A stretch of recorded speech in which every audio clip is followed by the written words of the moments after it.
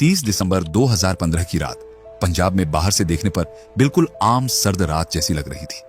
बर्फीली हवा शरीर को चीरती हुई बह रही थी। लोग रजाइयों और जैकेटों में दुबके हुए चैन की नींद ले रहे थे और सड़कों पर सन्नाटा पसरा था। लेकिन इसी खामोशी की आड़ में एक खतरनाक कहानी लिखी जा रही थी। सरहद के उस पार से जैश-ए-मोहम्मद के 4 आतंकी अपने घातक इरादों के साथ भारत में घुस चुके थे। हथियारों से लैस ये लोग भारतीय सेना की वर्दी में थे, ऐसी वर्दी जिसे देखकर किसी को भी यकीन हो जाए कि सामने अपना ही कोई जवान खड़ा है। उनके दिमाग में एक ही मकसद घूम रहा था, पठानकोट एयरबेस। इंडो पाक बॉर्डर से करीब 30 किलोमीटर अंदर मौजूद यह एयरबेस भारत के लिए रणनीतिक रूप से बेहद अहम रहा है, जिसने 1965 और 1971 की जंग में भी निर्णायक भूमिका निभाई थी। आतंकियों का प्लान साफ था, आत्मघाती हमला करना और वहां खड़े वायुसेना के फाइटर जेट्स को तबाह कर देना। सीमा पार करने के बाद ये आतंकी एक चोरी की कार में सवार थे, लेकिन जैसे ही सुबह हुई सूरज की रोशनी उनके लिए खतरा बन गई। दिन निकलते ही उन्होंने खुद को जंगलों और झाड़ियों में छिपा लिया। घंटों तक वे सांस रोके पड़े रहे, सिर्फ अंधेरे का इंतजार करते हुए। 31 दिसंबर की शाम ढलते ही वे फिर हरकत में आए। अंधेरा फैलते ही वे जानिया रोड पर निकल आई और किसी गाड़ी के गुजरने की ताक में खड़े हो गए। रात करीब 9:30 बजे उनकी नजर एक इनोवा पर पड़ी। गाड़ी चला रहे थे एकाग्र सिंह। जैसे ही आतंकियों ने हाथ उठाकर रुकने का इशारा किया, सेना की वर्दी देखकर एकाग्र सिंह के मन में जरा भी शक नहीं हुआ। उन्होंने सोचा अपने ही लोग हैं और गाड़ी रोक दी। अगले ही पल सब कुछ बदल गया। आतंकियों ने उनका फोन छीना और बिना वक्त गंवाए उनका गला काट दिया। लाश को पास के खेत में फेंक दिया गया। उनमें से एक बोला, जल्दी करो, यहां रुकना ठीक नहीं, और गाड़ी तेज रफ्तार में दौड़ पड़ी। जल्दबाजी ही उनकी गलती बन गई। कुछ ही दूर आगे रावी नदी के पुल के पास एक खतरनाक मोड़ पर इनोवा जवाब दे गई। गाड़ी खराब होते ही आतंकियों के चेहरे सख्त हो गए। मजबूरी में उन्होंने कार वहीं छोड़ दी और पास के गन्ने के खेतों में जाकर छिप गए। अब उन्हें एक और सवारी चाहिए थी। रात गहराती जा रही थी और घड़ी ने 11 बजाए। तभी सड़क पर महिंद्रा XUV 500 आती दिखाई दी। यह गाड़ी पंजाब पुलिस के एसपी सलविंदर सिंह की थी। उनके साथ दोस्त राजेश वर्मा और कुक मदन गोपाल थे। तीनों एक दरगाह पर मत्था टेककर गुरदासपुर लौट रहे थे और ड्राइविंग सीट पर राजेश वर्मा थे। जैसे ही गाड़ी कोलियन मोड़ के पास पहुंची, वही वर्दी, वही हाथ का इशारा। अंदर बैठे लोगों ने भी सोचा फौजी है और गाड़ी रोक दी। गाड़ी रुकते ही आतंकियों ने पल भर में असली रंग दिखा दिया। राइफलें तान दी गईं और जबरदस्ती गाड़ी में घुसकर एसपी सलविंदर सिंह और उनके दोनों साथियों के हाथ पैर बांध दिए गए। मोबाइल फोन छीने गए। एक आतंकी ने उन्हीं फोनों में से एक उठाया और पाकिस्तान में बैठे अपने हैंडलर काशिफ जान को कॉल मिलाई। फोन पर वह फुसफुसाते हुए बोला, कार मिल गई है, लोकेशन कंफर्म है, हम टारगेट के बहुत करीब हैं। बातचीत में वह बार बार एयरफोर्स शब्द दोहरा रहा था। गाड़ी के अंदर बंधे हुए तीनों लोग यह सुनकर सन्न रह गए।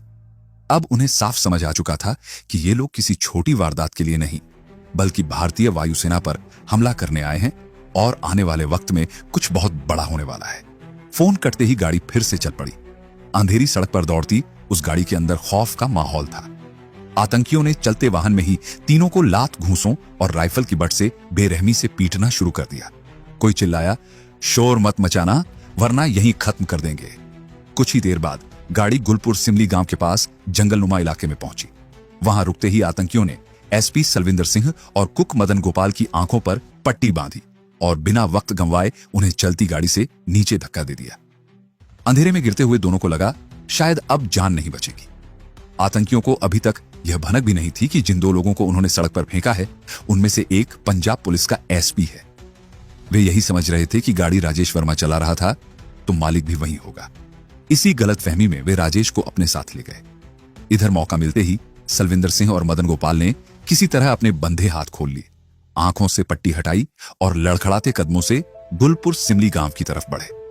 रास्ते में सलविंदर सिंह के दिमाग में बस एक ही बात घूम रही थी, ये चारों आर्मी की वर्दी में पाकिस्तानी आतंकी हैं और इनका टारगेट बहुत बड़ा है। गांव में घुसते ही उन्होंने किसी का मोबाइल मांगा और तुरंत गुरदासपुर पुलिस कंट्रोल रूम को फोन लगाया। घबराई आवाज में बोले, मैं एएसपी सलविंदर सिंह बोल रहा हूं, 4 आतंकी एयरफोर्स बेस पर हमला करने जा रहे हैं। लेकिन दूसरी तरफ से ठंडी प्रतिक्रिया मिली। किसी ने उनकी बातों को गंभीरता से नहीं लिया। उनकी छवि पहले से ही अपने विभाग में खराब मानी जाती थी, इसलिए सोचा गया कि शायद पार्टी करके लौट रहे हैं और मनगढ़ंत कहानी सुना रहे हैं। निराश होकर सलविंदर सिंह ने रात करीब 3:02 पर सीधे गुरदासपुर के एसएसपी को कॉल किया और पूरा घटनाक्रम विस्तार से बता दिया। उधर आतंकियों की गाड़ी में राजेश वर्मा की हालत बद से बदतर होती जा रही थी। वे उसे लगातार पीट रहे थे और उसके ही फोन से पाकिस्तान में बैठे अपने हैंडलर के संपर्क में बने हुए थे। एक आतंकी चिल्लाया, सच सच बता, ये गाड़ी किसकी है?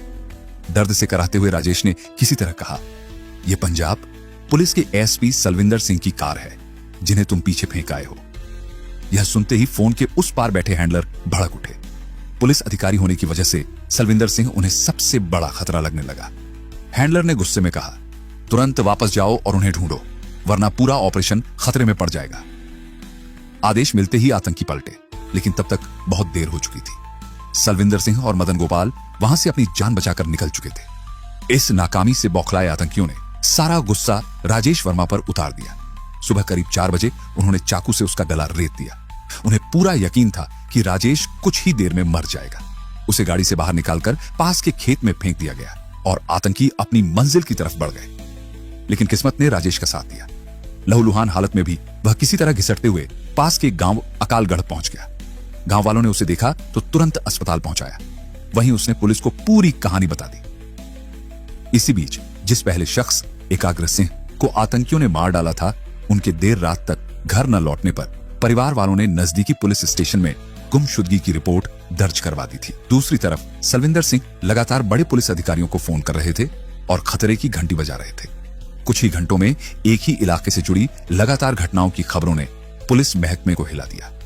पठानकोट से दिल्ली तक, जम्मू से ऊधमपुर तक और चंडीगढ़ से पंचकुला तक फोन की घंटियां बिना रुके बजने लगी। जल्द ही यह सूचना गृह मंत्रालय, रक्षा मंत्रालय और प्रधानमंत्री कार्यालय तक पहुंच गई। मानेसर में मौजूद नेशनल सिक्योरिटी गार्ड एनएसजी के एलीट कमांडोज के बेस पर भी कॉल्स की बाढ़ आ गई। और ठीक उसी वक्त जब 1 जनवरी 2016 को पूरी दुनिया नए साल का जश्न मना रही थी, भारत एक बड़े खतरे की आहट महसूस कर चुका था। आतंकी हमले की आशंका ने उस वक्त भारतीय अथॉरिटीज के भीतर हड़कंप मचा दिया था। हर दफ्तर में इमरजेंसी जैसा माहौल बन चुका था। बिना एक पल गंवाए देश की सभी सुरक्षा एजेंसियों और खुफिया नेटवर्क को हाई अलर्ट पर डाल दिया गया। सेना और पुलिस ने मिलकर तुरंत क्विक रिएक्शन टीम्स बनाई और चारों तरफ सर्च ऑपरेशन शुरू हो गया। जांच के दौरान सबसे पहले एकाग्र सिंह की इनोवा गाड़ी मिली और कुछ ही दूरी पर उनकी लाश भी बरामद हो गई। जैसे जैसे तलाशी आगे बढ़ी, कुछ घंटों बाद एसपी सलविंदर सिंह की महिंद्रा एक्सयूवी भी मिल गई, जो पठानकोट एयरबेस से महज 500 मीटर दूर लावारिस हालत में खड़ी थी। अब किसी को कोई शक नहीं रह गया था। सलविंदर सिंह की दी हुई जानकारी और उनकी गाड़ी का एयरबेस के इतने करीब मिलना साफ बता रहा था कि आतंकियों का निशाना सिर्फ और सिर्फ पठानकोट एयरबेस ही था। इसी दौरान इंटेलिजेंस एजेंसियां लगातार उन मोबाइल फोनों को इंटरसेप्ट कर रही थीं जो आतंकियों के कब्जे में थे। एक कॉल में एजेंसियों ने साफ सुना कि पाकिस्तान में बैठे हैंडलर गुस्से में निर्देश दे रहे थे, अब देर मत करो, जल्दी टारगेट तक पहुंचो और प्लेन्स और हेलीकॉप्टर्स उड़ा दो। यानी अब यह पूरी तरह कंफर्म हो चुका था कि आतंकवादी देश में घुस चुके हैं और यह भी तय था कि हमला कहां होने वाला है। लेकिन हैरानी की बात यह रही कि इतनी पुख्ता जानकारी होने के बावजूद आतंकी न सिर्फ पठानकोट एयरबेस में घुसने में कामयाब हुए, बल्कि कई दिनों तक वहां ऐसा खौफ फैलाया कि पूरा देश और दुनिया उसी पर नजर टिकाए रही। टीवी चैनलों पर एक ही हेडलाइन गूंज रही थी, Pathankot airbase attack. Breaking news में एंकर चिल्ला रहे थे, यह बहुत बड़ी खबर है, पठानकोट एयरफोर्स स्टेशन पर आतंकी हमला हुआ है, ऑपरेशन अब भी जारी है। रिपोर्ट्स आ रही थी कि 62 घंटे से ज्यादा वक्त हो चुका है, 4 आतंकियों को सुरक्षा बलों ने मार गिराया है। लेकिन इस ऑपरेशन में हमारे 3 जांबाज सुरक्षाकर्मी भी शहीद हो चुके हैं। नेशनल सिक्योरिटी गार्ड के लेफ्टिनेंट कर्नल निरंजन कुमार की शहादत की खबर ने पूरे देश को झकझोर दिया। मॉपिंग अप ऑपरेशन के दौरान एक विस्फोटक को निष्क्रिय करते वक्त उन्होंने अपनी जान कुर्बान कर दी। हमले के बाद उंगलियां सीधे पाकिस्तान की तरफ उठने लगी। भारत ने सबूतों के साथ साफ कहा कि आतंकी पाकिस्तानी है। उधर पाकिस्तान की तरफ से बयान आया, में हिंदुस्तान की तरफ से कुछ लीड्स मिली जिस पे हम तहकीकात कर रहे हैं और वो लीड्स हमने यानी कि बरमला कहा है तो हम छुपा भी सकते थे, हम उसको गोल भी कर सकते थे, लेकिन हमने कहा कि नहीं मिली हैं लीड्स और उस पर हम तफ्तीश कर रहे हैं। इसके बाद पाकिस्तान से एक ज्वाइंट इन्वेस्टिगेशन टीम भी जांच के लिए दिल्ली पहुंची। कि पाकिस्तान की ज्वाइंट इन्वेस्टिगेशन टीम यानी कि JIT पठानकोट पहुंच चुकी है। हालांकि इसी बीच पाकिस्तान में इस हमले से जुड़ा मामला दर्ज होने की खबरें भी सामने आई। पठानकोट एयरबेस की सुरक्षा और सख्त कर दी गई। गरुड़ कमांडोज और डिफेंस सर्विस कॉर्प्स की टीमें स्टेशन के भीतर तैनात कर दी गईं। हर मूवमेंट पर नजर रखी जा रही थी। दिल्ली में national security adviser Ajit Doval ने सेना प्रमुख general Dalbir Singh Suhag, air chief marshal अरूप राहा और इंटेलिजेंस ब्यूरो ऑफ रॉ के प्रमुख अधिकारियों के साथ एक हाई लेवल मीटिंग की। मीटिंग के बाद फैसला हुआ कि नेशनल सिक्योरिटी गार्ड की एक टीम को तुरंत एयरलिफ्ट कर पठानकोट भेजा जाए। आदेश मिलते ही एनएसजी के कमांडोज हरकत में आ गए, लेकिन इसी बीच एक और चौंकाने वाली सच्चाई सामने आई। जिन 4 आतंकियों पर नजर रखी जा रही थी, वे अभी तक एयरबेस की दीवार तक ही पहुंचे थे। जैसे ही वे अंदर घुसने की तैयारी कर रहे थे, उनके हैंडलर का कॉल आया। फोन पर वह डांटते हुए बोला, अब तक बेस में क्यों नहीं घुसे? 2 लोगों का ग्रुप तो पहले ही टारगेट तक पहुंच चुका है। इस एक कॉल ने पूरे केस की तस्वीर बदल दी। इसका मतलब साफ था, पठानकोट को दहलाने के लिए 4 नहीं बल्कि 6 आतंकी आए थे। वे 2 अलग अलग ग्रुप्स में बटे थे। पहला ग्रुप पहले ही एलओसी पार कर हर नजर से बचते हुए एयरबेस के अंदर घुस चुका था और वहां छिपा बैठा था। सुरक्षा बलों को इसकी भनक तक नहीं थी और यही अनदेखा खतरा आगे चलकर सबसे बड़ी चुनौती बन गया। हैंडलर की कड़ी फटकार सुनते ही चारों आतंकी तेजी से हरकत में आ गए और एयरबेस की ऊंची दीवार तक पहुंच गए। एयर स्टेशन के चारों ओर घना जंगली इलाका था और सुरक्षा के नाम पर दीवारों के ऊपर सिर्फ कंटीले तारों की फेंसिंग लगी हुई थी। अंदर यूकैलिप्टस के ऊंचे ऊंचे पेड़ खड़े थे, जो अंधेरे में उनके लिए सीढ़ी बन गए। आतंकियों ने क्लाइंबिंग रोप पेड़ों से बांधी, दीवार पर चढ़े और तारों को काट डाला। कुछ ही सेकंड में बिना किसी की नजर में आए वे एक एक कर एयरबेस के भीतर दाखिल हो चुके थे। अंदर हालात उनके लिए छिपने के लिहाज से मुफीद थे। पुराने MIS स्टोर की जर्जर शेड्स फैली हुई थीं और पानी की निकासी के लिए बड़े बड़े नाले बने थे। हमला रात में करना था, इसलिए उन्होंने दिन निकलते ही खुद को इन्हीं शेड्स और नालों में छुपा लिया। अब पठानकोट एयरबेस के भीतर आतंकियों के 2 अलग अलग ग्रुप मौजूद थे। पहले से गुस्सा 2 लोगों का ग्रुप कहीं दूर लंबी लंबी एलिफेंट ग्रास में दबा बैठा था, जबकि बाद में गुस्से 4 आतंकी बदबूदार नालों के अंदर छिपे रहे। उनके पास भारी मात्रा में विस्फोटक थे, करीब 50 किलो एक्सप्लोसिव, 30 किलो ग्रेनेड्स और आग की तरह फैलने वाला ज्वलनशील जेल। उनका मकसद साफ था, टेक्निकल एरिया तक पहुंचकर वहां खड़े MiG-21 फाइटर जेट्स और MI सीरीज के हेलीकॉप्टर्स को तबाह करना। दूसरी तरफ सुरक्षा बल भी पूरी तरह सतर्क थे। गरुड़ कमांडोज और डिफेंस सर्विस कॉर्प्स की टीमें तैनात हो चुकी थी। हर कमांडो अपनी पोजीशन संभाले हुए था। एक जवान ने धीमी आवाज में कहा, आज इन्हें यहीं रोकना है, एक भी बाहर नहीं जाना चाहिए। लेकिन आतंकी पूरे दिन नालों में चूहे की तरह दुबके रहे। जैसे ही अंधेरा गहराया, वे फिर एक्टिव हो गए। सही मौके की तलाश खत्म होते ही 4 आतंकियों वाले ग्रुप ने हमले की जिम्मेदारी खुद उठाई। 2 जनवरी 2016 की रात करीब 3 बजे वे नालों से बाहर निकले और अचानक गरुड़ कमांडोज की तरफ बढ़ते हुए फायरिंग शुरू कर दी। अचानक हुए हमले से कमांडोज जब तक संभल पाते, आतंकी गोलियां बरसाते और हथगोले फेंकते हुए डिफेंस सर्विस कॉर्प्स की मैस तक पहुंच गए। वहां एक्स आर्मी रेसलर जगदीश चंद चाय बना रहे थे। जैसे ही उनकी नजर आतंकियों पर पड़ी, वे बिना डरे चिल्लाए, रुको, और एक आतंकी से उसकी राइफल छीन ली। पल भर में उन्होंने उसे वहीं ढेर कर दिया।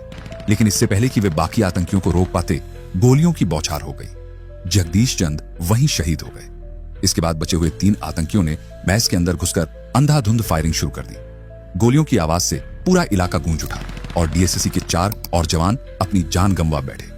अपने 5 साथियों की शहादत से जवानों का खून खौल उठा। एक कमांडो ने गुस्से में कहा, अब एक भी जिंदा नहीं बचेगा। इसी जज्बे के साथ आतंकियों को खत्म करने और एयरबेस को पूरी तरह सुरक्षित करने के लिए ऑपरेशन ढांगू शुरू किया गया। यह कोई छोटा इलाका नहीं था। पठानकोट एयरबेस करीब 25 किलोमीटर में फैला हुआ है, जहां लगभग 10,000 वायुसेना कर्मी अपने परिवारों के साथ रहते हैं। हर कदम पर खतरा था और हर मिनट कीमती, क्योंकि दांव सिर्फ एक बेस का नहीं बल्कि हजारों जिंदगियों और देश की सुरक्षा का था। मैस से रिहायशी क्वार्टर्स की दूरी बेहद कम थी और इसी वजह से यह डर लगातार मंडरा रहा था कि आतंकी किसी भी वक्त वहां मौजूद लोगों को बंधक बना सकते हैं। हालात इसलिए भी ज्यादा संवेदनशील थे क्योंकि उस वक्त एयर स्टेशन के अंदर नाइजीरिया, अफगानिस्तान, बांग्लादेश और म्यांमार से आए 23 मिलिट्री ट्रेनीज भी मौजूद थे। एयरफोर्स को साफ अंदेशा था कि अगर इन विदेशी ट्रेनीज को जरा सा भी नुकसान पहुंचा तो भारत को इंटरनेशनल लेवल पर भारी कूटनीतिक दबाव झेलना पड़ सकता है। इसके अलावा मैस से महज 500 मीटर की दूरी पर मौजूद टेक्निकल एरिया सबसे बड़ी प्राथमिकता बन चुका था, जहां फाइटर जेट्स और हेलीकॉप्टर्स तैनात थे। इसी इलाके के चारों तरफ गरुड़ कमांडोज और NSG की दर्जनों टीमें घेरा बनाए खड़ी थी। एक सीनियर अधिकारी ने सख्त लहजे में कहा, टेक्निकल एरिया हर हाल में सेफ रहना चाहिए, किसी भी कीमत पर। मैच के बाद आतंकी पास की फर्नीचर स्टोर करने वाली इमारत में घुस गए और वहीं से छिप छिप कर कमांडोज पर फायरिंग करने लगे। उनके इस गुरिल्ला स्टाइल हमले से भारतीय जवानों को जवाबी कार्रवाई में दिक्कतें आने लगी, क्योंकि दुश्मन सामने दिख ही नहीं रहा था। उनकी सटीक लोकेशन जानने के लिए तुरंत एक अनमैन्ड एरियल व्हीकल यानी यूएवी को हवा में भेजा गया। जैसे ही एनएसजी को आतंकियों की पोजीशनिंग का अंदाजा मिला, उन्होंने उन्हें चारों तरफ से दबाना शुरू कर दिया। आतंकियों के पास AK-47 राइफल्स थीं, जिनके जवाब में भारतीय commandos MP5 assault rifle, Glock pistol और कॉर्नर शॉटगन जैसी मॉडर्न हथियारों से मोर्चा संभाले हुए थे। दोनों तरफ से भीषण गोलीबारी शुरू हुई। गोलियों की तड़तड़ाहट और धमाकों से पूरा एयरबेस थर्रा उठा। सुबह कब दोपहर में बदली और दोपहर कब शाम में ढल गई, किसी को वक्त का अंदाजा तक नहीं रहा। आतंकी कभी अचानक फायरिंग करते तो कभी ग्रेनेड और विस्फोटकों का सहारा लेते, लेकिन आमने सामने की भिड़ंत में वे कमांडोज के सामने टिक नहीं पा रहे थे। भारतीय जवानों ने उनकी हर चाल को नाकाम कर दिया था। आखिरकार 2 जनवरी 2016 की शाम तक 3 और आतंकियों को मार गिराया गया। अब कुल 4 आतंकी ढेर हो चुके थे। कुछ वक्त बाद जब चारों तरफ खामोशी छा गई और आतंकियों की ओर से कोई जवाबी हमला नहीं हुआ, तो जवानों के बीच राहत और जश्न का माहौल बन गया। वहां मौजूद कई लोगों ने मान लिया कि एयरबेस में सिर्फ 4 आतंकी ही थे और सभी को खत्म कर दिया गया है। डिफेंस फोर्सेस ने ऑपरेशन समेटने का मन बना लिया और यह सूचना दिल्ली तक पहुंचा दी गई। कुछ केंद्रीय मंत्रियों ने भी सोशल मीडिया पर सुरक्षा बलों को बधाइयां देना शुरू कर दिया, जैसे लड़ाई खत्म हो चुकी हो। लेकिन यह जश्न जल्दबाजी में किया गया था। यह असल में तूफान से पहले की खामोशी थी। किसी को जरा भी अंदाजा नहीं था कि एयरबेस की ऊंची ऊंची घास और घनी झाड़ियों में 2 आतंकी पहले से ही चुपचाप छिपे बैठे हैं। ये दोनों लंबे वक्त से सही मौके का इंतजार कर रहे थे। उनके पास मॉर्फिन के इंजेक्शन थे, पका हुआ चिकन और रोटियों के पैकेट थे, जिनके सहारे वे कई दिनों तक बिना बाहर निकले जिंदा रह सकते थे। इन खतरनाक सच्चाइयों से अनजान एनएसजी ने ऑपरेशन को लगभग पूरा मानते हुए पूरे इलाके को सैनिटाइज करना शुरू कर दिया। 3 जनवरी 2016 की सुबह बम स्क्वाड के commanding officer lieutenant colonel Niranjan Kumar अपनी टीम के साथ मारे गए आतंकियों के शरीर पर लगे विस्फोटकों और ग्रेनेड्स को डिफ्यूज करने में जुट गए। कुछ ही देर में 3 आतंकियों के शरीर से विस्फोटक सुरक्षित तरीके से हटा लिए गए। लेकिन जैसे ही लेफ्टिनेंट कर्नल निरंजन चौथे आतंकी के शरीर से बम हटाने के लिए आगे बढ़े, अचानक एक जोरदार धमाका हुआ। उन्होंने बुलेट प्रूफ जैकेट पहन रखी थी, फिर भी विस्फोट की तीव्रता इतनी ज्यादा थी कि उनकी मौके पर ही शहादत हो गई। इस धमाके में 5 अन्य कमांडोज भी गंभीर रूप से घायल हो गए। लेफ्टिनेंट कर्नल निरंजन की शहादत ने पूरे पठानकोट 1 एयरबेस को फिर से सन्न कर दिया। एक जवान की आंखों से आंसू निकल पड़े और वह बुदबुदाया, सर चले गए। इसी अफरा तफरी का फायदा उठाकर काफी देर से छिपे बैठे दोनों आतंकियों ने सुबह करीब 10 से 11 बजे के बीच एयरबेस के एक दूसरे ब्लॉक से अचानक फायरिंग शुरू कर दी। इस ब्लॉक की पहली मंजिल पर 6 डिफेंस पर्सनल भी मौजूद थे। अगर आतंकी उन्हें बंधक बना लेते तो उनकी जान के बदले भारत पर दबाव बनाया जा सकता था। लेकिन सौभाग्य से आतंकियों को इसकी जानकारी नहीं थी, इसलिए उन्होंने उस ओर ध्यान नहीं दिया। उनका एकमात्र मकसद टेक्निकल एरिया तक पहुंचकर तबाही मचाना था।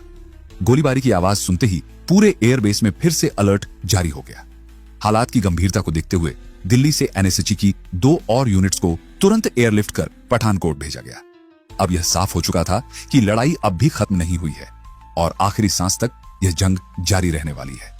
सबसे पहले उस ब्लॉक में फंसे 6 डिफेंस पर्सनल को सुरक्षित बाहर निकाला गया। एक कमांडो ने रेडियो पर कहा, सभी लोग बाहर हैं, अब फुल क्लियरेंस लो। इसके बाद एनएसजी और गरुड़ कमांडोज ने मिलकर पूरी इमारत को चारों तरफ से घेर लिया। लेकिन दोनों आतंकी फिर भी पकड़ में नहीं आए। वे दिन भर छुपकर कभी इधर से तो कभी उधर से फायरिंग करते रहे। कमांडोज को लगातार उलझाए रखा।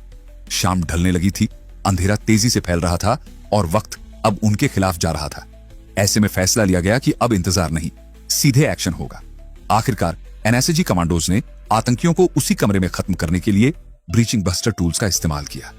जिस कमरे में आतंकी छिपे थे, उसके दरवाजे जोरदार धमाके के साथ उड़ा दिए गए। अगले ही पल कमांडोज ने कमरे के अंदर कैनन फायर किया। तेज धमाके और धुएं के बीच दोनों आतंकी ढेर हो गए। उनके मारे जाते ही पठानकोट एयरबेस पूरी तरह से सुरक्षित हो गया। लेकिन इस बार कंट्रोल रूम कोई जल्दबाजी नहीं करना चाहता था। किसी ने साफ कहा, पहले 100% कंफर्मेशन चाहिए, फिर ही दिल्ली को बताएंगे। एनएसजी ने एयरबेस के चप्पे चप्पे की दोबारा तलाशी ली। कई घंटों की सर्च के बाद जब यह तय हो गया कि अब कोई खतरा बाकी नहीं है, तब जाकर 5 जनवरी 2016 की दोपहर ऑपरेशन को आधिकारिक रूप से बंद किया गया। 6 के 6 आतंकियों को मार गिराकर और टेक्निकल एरिया को पूरी तरह सुरक्षित रखकर भारत ने आतंकियों का मिशन नाकाम कर दिया था, लेकिन इसकी कीमत बहुत भारी थी।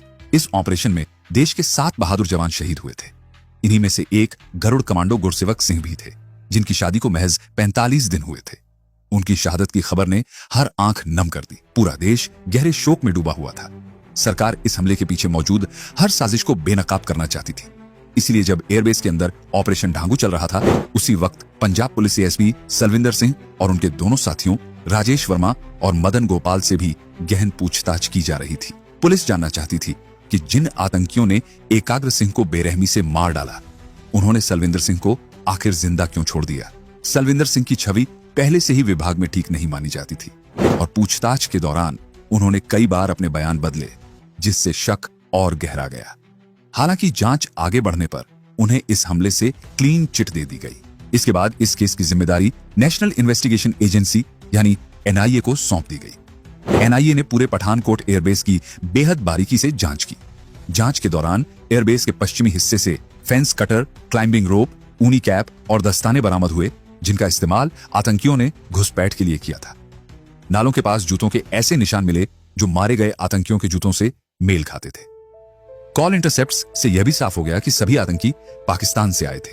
जांच में सामने आया कि इस हमले की पूरी योजना जैश-ए-मोहम्मद के सरगना मौलाना मसूद अजहर और उसके भाई मुफ्ती अब्दुल रऊफ असगर ने रची थी। हमले के दौरान पाकिस्तान से काशिफ जान उन्हें लगातार निर्देश दे रहा था। इन आतंकियों को बहावलपुर में करीब 6 महीनों तक अशफाक अहमद और हाजी अब्दुल शकूर ने ट्रेनिंग दी थी। सख्त मिलिट्री स्टाइल ट्रेनिंग के बाद उन्हें पठानकोट एयरबेस को दहलाने के लिए आत्मघाती मिशन पर भेजा गया था। लेकिन जैश-ए-मोहम्मद का मकसद सिर्फ एयरबेस को नुकसान पहुंचाना नहीं था, वह एक तीर से 2 निशाने साधना चाहता था। उस वक्त भारत और पाकिस्तान के रिश्ते संभलने की कोशिश में थे। इस हमले से ठीक 6 दिन पहले 25 दिसंबर 2015 को प्रधानमंत्री नरेंद्र मोदी काबुल से लौटते हुए अचानक पाकिस्तान के लाहौर पहुंचे थे और वहां पाकिस्तानी प्रधानमंत्री नवाज शरीफ से मुलाकात की थी। मोदी उस दौरान शरीफ के पारिवारिक समारोह में भी शामिल हुए थे। यह 2004 के बाद पहली बार था जब किसी भारतीय प्रधानमंत्री ने पाकिस्तान का दौरा किया था। जैश इस नजदीकी को तोड़ना चाहता था और पठानकोट हमला उसी बड़ी साजिश का हिस्सा था। नरेंद्र मोदी का अचानक लाहौर जाना दरअसल बरसों से बिगड़े भारत पाक रिश्तों को दोबारा पटरी पर लाने की कोशिश थी। उनका मानना था कि अगर बातचीत का रास्ता खुलेगा तो दुश्मनी की दीवारें खुद ब खुद कमजोर होंगी। लेकिन यही नजदीकी जैश-ए-मोहम्मद को सबसे ज्यादा चुभ रही थी। संगठन जानता था कि अगर शांति की यह कोशिश आगे बढ़ी तो उसकी प्रासंगिकता और ताकत दोनों पर असर पड़ेगा। इसलिए जैश ने एक नहीं बल्कि 2 मकसद साधने की साजिश रची। भारत के एक अहम एयरबेस पर हमला और भारत पाक के बीच उभरती दोस्ती को जड़ से तोड़ देना। पठानकोट हमले में जैश की भूमिका सामने आते ही दोनों देशों के बीच बनी शांति की राह टूट गई। भारत ने तुरंत सभी तरह की पीस टॉक्स को पोस्टपोन कर दिया और पाकिस्तान पर आतंकवाद के खिलाफ ठोस कार्रवाई का दबाव बढ़ा दिया। दबाव में आकर पाकिस्तान ने दिखावे के तौर पर कुछ कदम उठाए। जैश-ए-मोहम्मद के कई सदस्यों को गिरफ्तार किया गया और मसूद अजहर को प्रोटेक्टिव कस्टडी में रखने की बात कही गई। हालांकि उसे कहां रखा गया यह कभी साफ नहीं किया गया। वक्त बीतने के साथ पाकिस्तान ने पर्याप्त सबूत नहीं है का हवाला देकर मसूद अजहर को रिहा कर दिया। इस फैसले ने भारत की नाराजगी को और गहरा कर दिया। जब भारत ने अंतर्राष्ट्रीय स्तर पर दबाव और बढ़ाया, तब मार्च 2016 में पाकिस्तान ने अपनी 5 सदस्यीय ज्वाइंट इन्वेस्टिगेशन टीम को भारत की अनुमति से पठानकोट भेजा। 3 दिनों तक उस टीम ने मौके से सबूत जुटाए, गवाहों के बयान दर्ज किए और फिर वापस पाकिस्तान लौट गई। लेकिन लौटते ही टीम के सदस्यों ने अपना असली रुख दिखा दिया। उन्होंने यह दावा कर दिया कि पठानकोट हमला भारत का ही एक फॉल्स फ्लैग ऑपरेशन था, जिसका मकसद पाकिस्तान को बदनाम करना था। जब पाकिस्तान की टीम भारत आई थी, तब दोनों देशों के बीच यह आपसी सहमति बनी थी कि इसके बाद एनआईए की एक टीम पाकिस्तान जाकर जांच करेगी। लेकिन पाकिस्तान ने भरोसा दिलाने के बाद भी अपने कदम पीछे खींच लिए और भारतीय एजेंसियों को जांच की इजाजत नहीं दी। इस पर तत्कालीन विदेश मंत्री सुषमा स्वराज ने कड़ा बयान दिया था। उन्होंने साफ कहा था, जब तक पाकिस्तान पठानकोट हमले पर ठोस कदम नहीं उठाता, तब तक किसी भी तरह का संवाद संभव नहीं है। आतंकवाद और बातचीत साथ साथ नहीं चल सकते। इसके बावजूद पाकिस्तान ने सहयोग नहीं किया। नतीजा यह हुआ कि भारत सरकार का रुख फिर से सख्त हो गया। हालांकि इस पूरे घटनाक्रम में एक और सवाल लगातार उठता रहा, क्या भारतीय सुरक्षा व्यवस्था में भी चूक हुई थी? हमले से पहले तक पठानकोट एयरबेस की सुरक्षा बेहद कमजोर मानी जाती थी। बेस की दीवार के चारों तरफ गश्त के लिए कोई पक्की सड़क नहीं थी और कई जगह दीवार सिविलियंस के घरों से सटी हुई थी। इसके बावजूद एयरफोर्स ने आसपास हो रहे अतिक्रमण को रोकने के लिए कोई ठोस कदम नहीं उठाया। यही वजह थी कि आतंकियों के लिए यहां घुसपैठ करना अपेक्षाकृत आसान हो गया। खुफिया एजेंसियां महीनों से बड़े आतंकी हमले की चेतावनी दे रही थीं। हमले से पहले के महीनों में ही पाकिस्तान की खुफिया एजेंसी ISI से जुड़े कई एजेंट भारत में पकड़े जा चुके थे।